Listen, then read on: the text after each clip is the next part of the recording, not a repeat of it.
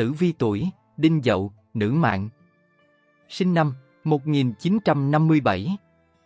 Cung chấn, mạng sơn hạ hỏa, lửa dưới núi, xương con gà. Tướng tinh con khỉ Phật Bà Quan Âm độ mạng, Đinh Dậu cung cấn số này, lửa ở dưới nùi cháy hoài ngày đêm. Xuân, hạ sanh đặng hạp thời, hỏa bị thủy khắc đảo điên cực lòng. Thu đông cũng lỗi số nàng, làm ăn vất vả tiền tài chẳng an. Số tuổi tai nạn hải hùng, tưởng đâu bỏ xác nhiều nơi đã rồi. Nhưng nhờ ơn Đức Phật trời, độ cho qua khỏi mấy lần nạn tai. Số này trung vận lao đao, khá rồi tan ra số ta chưa cầm. Hậu vận mới được an thân, dư ăn dư mặc của tiền đầy kho. Nhưng mà vận mạng đổi đời, lập nên gia nghiệp phải xa quê nhà. Cuộc sống, tê ủi Đinh Dậu cuộc sống không được hoàn toàn tốt đẹp, vào tiền giận và hậu vận có nhiều rối rắm về tình cảm, cuộc đời cũng như về danh vọng, nhưng trung vận thì lại rất phát đạt, có tên tuổi và cuộc đời gặp nhiều may mắn.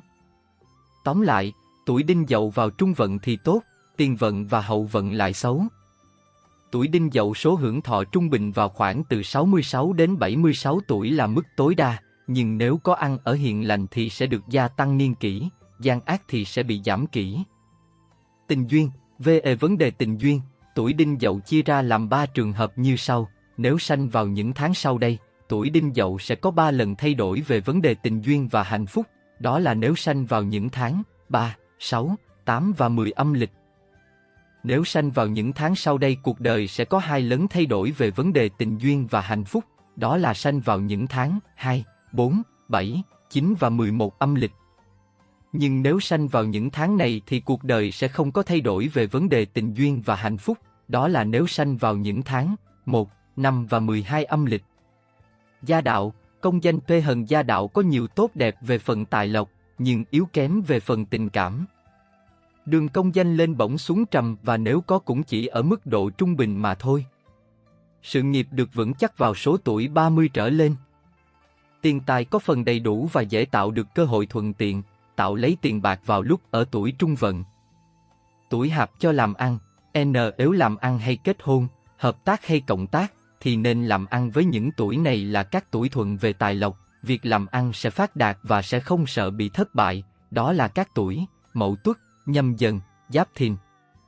Lựa chọn vợ chồng, nếu kết hôn hay tính chuyện lương duyên, thì bạn nên lựa những tuổi này mà kết duyên thì cuộc đời sẽ được sống đầy đủ cao sang quyền quý, đó là nếu kết hôn với các tuổi Mậu Tuất, Nhâm Dần, Giáp Thìn, Bính Thân. Nếu kết duyên với những tuổi này, bạn sẽ chỉ có thể tạo được một cuộc sống trung bình mà thôi, đó là nếu kết hôn với các tuổi Kỷ Hợi, Tân Sửu, Ất Tỵ, Ất Mùi. Những tuổi này chỉ hợp với tuổi bạn về đường tình duyên mà lại không hợp về đường tài lộc, nên chỉ tạo được một cuộc sống trung bình mà thôi. Nếu kết hôn với những tuổi này, cuộc đời của bạn có thể trở nên bị nghèo khổ triền miên, không tạo được cơ hội thuận tiện về tiền bạc, đó là nếu bạn kết hôn với các tuổi Đinh Dậu, Quý Mão. Những tuổi trên hoàn toàn không hợp với tuổi bạn về đường tình duyên lẫn tài lộc, nên chỉ sống một cuộc đời trong sự nghèo khổ mà thôi. Những năm này bạn không nên kết hôn, vì kết hôn sẽ gặp cảnh xa vắng triền miên trong suốt cuộc đời, đó là nếu bạn kết hôn vào những năm ở số tuổi 19, 20, 26, 31, 32, 38 và 43 tuổi. Sanh vào những tháng này cuộc đời bạn sẽ phải có nhiều chồng, hay thay đổi về vấn đề tình duyên và hạnh phúc, đó là nếu bạn sanh vào những tháng 7, 8, 10 và 11 âm lịch. Những tuổi đại kỵ, hững tuổi này rất kỵ và đại kỵ với tuổi bạn, nếu kết hôn hay hợp tác làm ăn sẽ có thể bị gặp cảnh tuyệt mạng hay biệt ly vào giữa cuộc đời, đó là các tuổi Canh Tý, Bính Ngọ, Nhâm Tý, Giáp Ngọ. Gặp tuổi đại kỵ trong việc hôn nhân không nên làm lễ thành hôn, hay ra mắt gia đình, thân tộc. Trong việc làm ăn thì không nên giao dịch về tiền bạc. Trong gia đình thì nên cúng sao hạn cho cả 2 tuổi và phải tùy theo sao hạn từng năm của mỗi tuổi mà cúng thì sẽ được giải hạn. Những năm khó khăn nhất, Tê ủi Đinh Dậu có những năm khó khăn nhất đó là những năm mà bạn ở vào số tuổi 22, 26 và 34 tuổi. Những năm này nên đề phòng tai nạn, bệnh tật hay có hao tài. Ngày, giờ xuất hành hợp nhất, Tê ủi Đinh Dậu xuất hành vào giờ chẵn, tháng chẵn và ngày chẵn thì hợp nhất cho mọi sự làm ăn, dễ thành công về vấn đề tài lộc. diễn tiến từng năm, T.Ư 20 đến 25 tuổi, năm 20 tuổi, năm này có nhiều chuyện lo buồn về danh phận, lẫn cả tình cảm, nên cẩn thận việc đi xa. Năm 21 và 22 tuổi, hai năm này không nên giao dịch về tiền bạc, tình cảm có nhiều sức mẻ. Năm 24 và 25 tuổi, hai năm này có cơ hội phát triển về công danh và sự nghiệp, tài lộc vẫn còn yếu kém. T.Ư 26 đến 30 tuổi, năm 26 và 27 tuổi, hai năm này có phần tốt đẹp về tài lộc và tình cảm, cuộc sống có nhiều hay đẹp, nên cẩn thận việc giao dịch về tiền bạc. Năm 28 và 29 tuổi, hai năm này việc làm ăn và công danh ở vào mức độ bình thường. Năm 39 tuổi, năm này khá tốt đẹp, có hoạnh tài, việc làm ăn được phát đạt.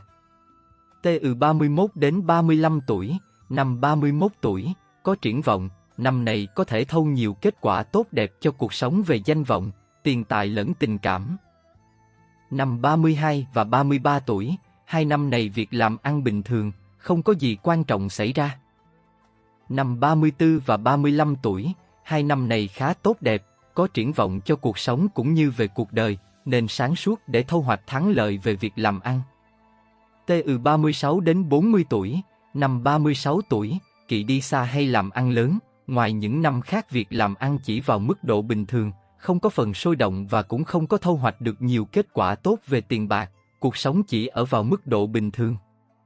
T.Ư 41 đến 45 tuổi, thời gian này, không có việc gì quan trọng xảy ra, cứ làm ăn hay phát triển cơ nghiệp rất tốt đẹp, có nhiều dịp tốt xây dựng cơ nghiệp và cuộc đời, nên đem hết khả năng làm việc sẽ nắm lấy được nhiều sự thắng lợi tốt đẹp.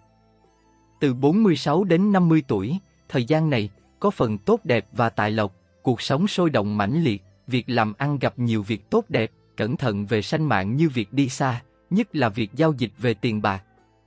T.Ư 51 đến 55 tuổi, thời gian này, gia đình được êm ấm, tiền bạc điều hòa, việc làm ăn được chắc chắn và được nhiều việc tốt đẹp. Những năm này tình cảm có phần vượng phát mạnh.